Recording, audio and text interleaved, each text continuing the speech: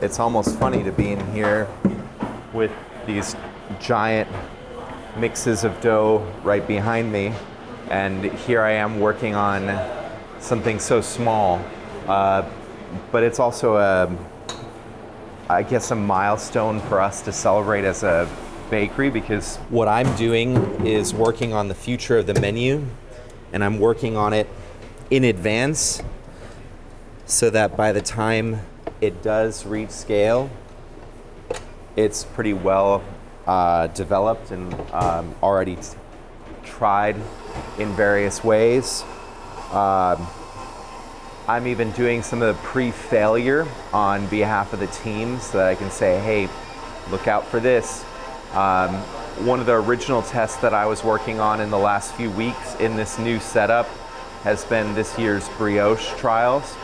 And today we'll actually bake off the first brioche that was mixed by the team in this new formula, including pan de muerto, and it just originated from a set of instructions that I was able to produce doing this work ahead of time. I was able to sort of help the team avoid the pitfalls that I encountered just through written instruction, and we'll see if it worked out well. Meanwhile, I'm on to the next month of product that the team will be able to work on after this season. As I'm waiting to be able to put some butter into a small mix, just wanted to look over here at our production mixes today. You got two going at the same time right now, and you can see that the bassinage water is ready for them for addition later. This part of the process is the most critical. In the mixers right now, hundreds of pounds of dough. A huge percentage of today's sourdough starter, which you can't just magically make more. So, if you fail at these two big batches, now the next time you can mix with a sourdough starter might be 8 hours from now, or if you're in a really bad spot, it could be 2 feedings away, like 16 hours from now. Might miss the moment for what this dough is made for.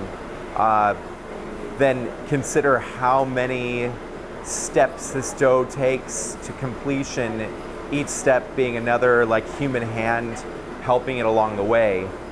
We mix now, somebody's gonna cut this dough out, then fold it to full development, then move it to a whole nother team that divides and shapes it. Then the dough is going to go on a refrigerated truck overnight. We'll use fuel to get it to Mesa, where it's likely going to get baked. And then another team is going to pick it up from there, score it, load the ovens, potentially slice the bread, put it in a plastic bag, bring it back to sell here, all in one go. So if you mess up the mix, well then don't catch it. Like, say you just omit a little bit of something, salt. You might not catch it if you're not using all your senses tasting, and then that entire process happens, and a lot of work is just wasted. And it's real resources. It's a real amount of flour, like a real amount of starter, a real amount of human effort. So I'd say the mixing station's amongst the most important sections of the whole production cycle to get right. That old saying, measure twice, cut once, applies here. If you are gonna make a mistake, you should be hypersensitive to it, meaning you should understand what the dough is supposed to feel like, so that if it feels off, you catch it now before you send it off to all those other processes and all that extra effort. Better to catch the mistake early. You can see these doughs are now developing more than when it's just ingredients in a bowl. And as they reach their full development, Easton will end up putting in that bassinage water. This is also something that we can regulate moisture with as well. It does help develop the dough more gently at the end, but the extra benefit is that you can make a discretionary choice to reserve water if you notice, maybe I scaled something wrong, but it's just barely off. Those things can happen. So anyway, these guys are going to finish this up, and I'm going to go back to my dough. Another interesting thing to consider is that the timing of working on a mix this size and the timing of working on a mix in a giant bowl is roughly equal. It takes a little bit more time to scale out the amount of ingredients for a big bowl, but then we have great tools like the water meters that, it's actually easier for me to scale a mix with water at scale than it is small, because I have to measure out the water small. There I can just basically decide how many liters, hit a button, and get the number. So there's elements of working on the bigger mixer that are even more efficient. It's like easier to get into the mix and manipulate it. The actual mixer itself is a little more efficient at mixing, so there's a little less futzing around. The cleanup is longer, no question. Like, it takes longer to clean the big equipment up, but roughly, all things considered, it's only marginally quicker at a small level. And where that's important is when you're considering the bakery as a business, you do win at scale because your processes become more efficient. So that small margin that you have actually expands as you work at a more efficient level. So in that sense, there's a favor to those who have a higher demand. And one of the reasons why at Proof, we've built what we've built rather than kind of relying on a single location where maybe my mix sizes would be smaller for specialty product. I'm trying to get to the point that, the flows are efficient enough that we can support ourselves and a team and build sort of the balanced ecosystem that we're looking for all around. Since for us, this is a career. This is what we do. This is how we support ourselves. So, we want to make the most of it. Find that sweet spot where, I get to work on the new formulas, but we also have real meaningful work for a team to do on a regular basis. That question is going to be answered differently for each person to some extent. There's trade-offs along the way. For me, there's a certain size and scale that just makes sense for doing this on a daily basis. My dough is now starting to really look nice. It has a lot of its own structure and has retained a lot of strength, even though all the ingredients are now in play. When I tug on it, I can extend it pretty far. The mixer can only do so much. I can keep developing this dough out of the mixing bowl. So I'm just gonna transfer it to this bin. I got this silky, extensible dough as a result. This is what I mean, like my cleanup is contained to just this relatively small surface area, so I can get this reset in no time. But it's funny how relative that even is, because when you're working at home and you're done baking for the day, and you have all the mixers to clean up, it can feel like a chore cleaning up after baking. Yet, I guess like when you've baked at scale, cleaning up a small 7-quart mixer just feels a bit like a breeze. When you scrub the underside of a 200-quart spiral. However, the fact that our bowl's removed does make our spiral mixers significantly easier to clean. We have one of the fixed bowl spirals on the other side, and of course my test mixer is also fixed bowl. That thing is harder to clean than the bigger mixers we have. So that's also kind of an interesting consideration. The removable bowl adds a lot of cost, and it only comes in the larger mixer size.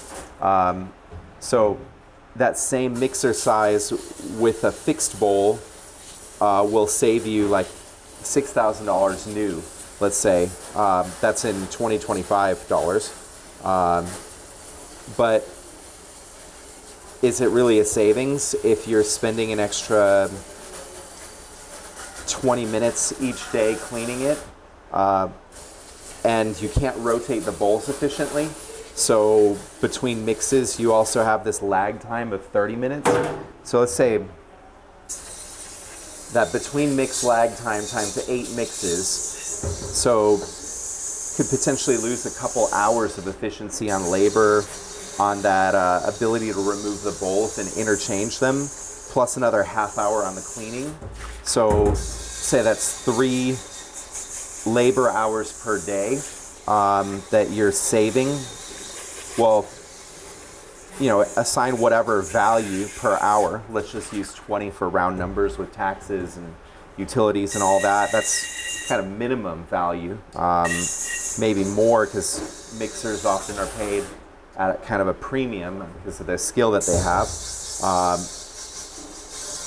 I mean, the savings $75 to $100 a day for having a removable bowl.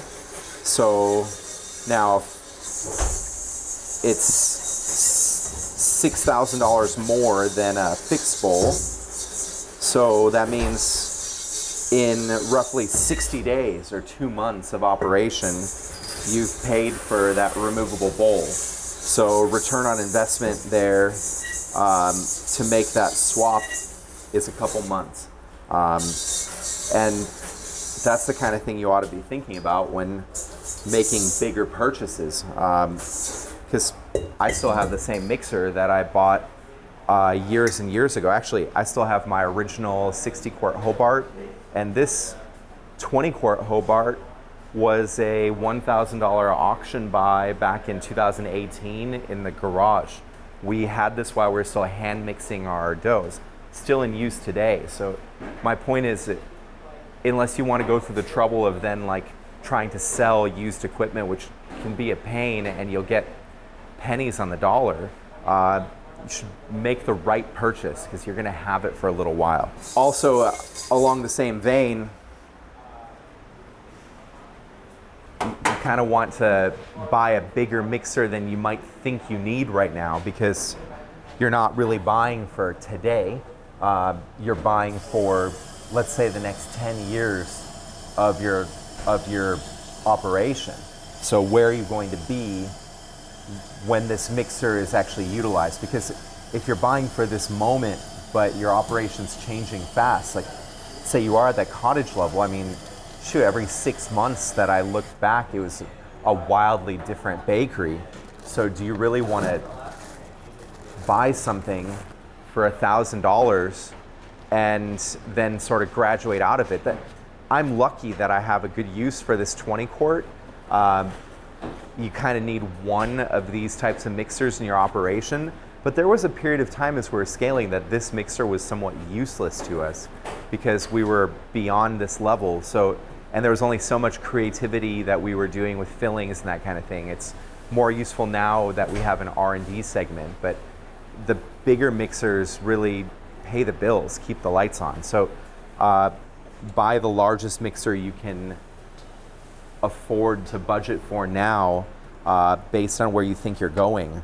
And if you think that you're scaling at all, try not to undersize yourself. This video alone will save you tens of thousands of dollars. We're going to talk a little bit about bakery layout, maximizing the holidays. Refrigeration is also extraordinarily expensive. What's going to happen when you're done with your mix? Task switching is an efficiency killer, and organization is critical in all of this. We borrowed around $800,000. If we don't honor those commitments to these banking relationships, we have everything on the line. Our house, our bakery equipment. It's one thing to use other people's money to grow. It's another thing to use other people's money to survive. Why would you take the risk to build, say, $1 million bakery if you don't have $1 million of sales to support it? There is a much higher chance of failure because you have to pay the bills for that space. How do you transfer those sales logically into your production system so that your teams can be organized, that you can buy the right amount of ingredients perhaps a week before that order order is placed, the more you leave up to chance, the harder it is to ever really get it right. I wish that it was only flour that I had to deal with. We store 280 different SKUs of items. Cleaner supply that we need for washing the floor. Maybe it's barrels of olives. As you scale, you need space to accommodate every single thing that you buy on a recurring basis. There's nothing worse than going through an entire build-out process, spending every last dollar that you have, or worse, that you borrowed in order to build out, only to learn that there's this extra $20,000 you have to spend here, or this extra $10,000 that you have to spend there. What I'm trying to do is point out the things that tripped me up in building my bakeries in hopes of saving you the headache of learning these things in the midst of construction and the actual money that you could save by knowing this up front. There's disruptions in business. There's things that will knock you out. If you're building a business that's completely dependent on you, what are you going to do in those moments? Is it just simply shut down? That isn't a viable answer. You should know what your goal is. For us, we're trying to build something that's still going to be around decades from now. Proof has always been about community, grit, and an unwavering belief in doing meaningful work. We continue to receive messages from people around the world who had been following our YouTube channel and starting their own bakery businesses. To date, we've heard of around 500 startup operations getting off the ground, inspired by our story. Why are we doing this in the first place? The joy of baking, the joy of acquiring new skills, the joy of just growing in general. Every role matters. Skill-based roles can make or break everything that happens after the mix. This is a journey, not a final result. Get processes that are time-sensitive started. The skill required to handle ambient bread is higher. Ornamental scoring is going to be next to impossible. Your role in running your business is to keep things in balance. Never putting yourself in a position where one account has so much of your operational bandwidth attached to it. The problem is, proofers cost a lot of money for a very little amount of space, $35,000. Valentine's Day this year was on a Friday. It turned out to be our 6th best ever day. In 1 week, we do more than we did in the entire year 2017. Try to combine your data sources and build good reporting for yourself. Have the right people in the right seats. If you don't, make sure you're not just offering blind grace and expecting different results. We'll train our physical skills. We'll train other things. Mental skills are no different. We just have to practice it. Checking equipment as you go is important. Keep the space clear and organized. And hopefully some of the insights will help you avoid some of the traps that we have fallen into. Don't neglect this. Plan, plan, plan. And best of luck to you.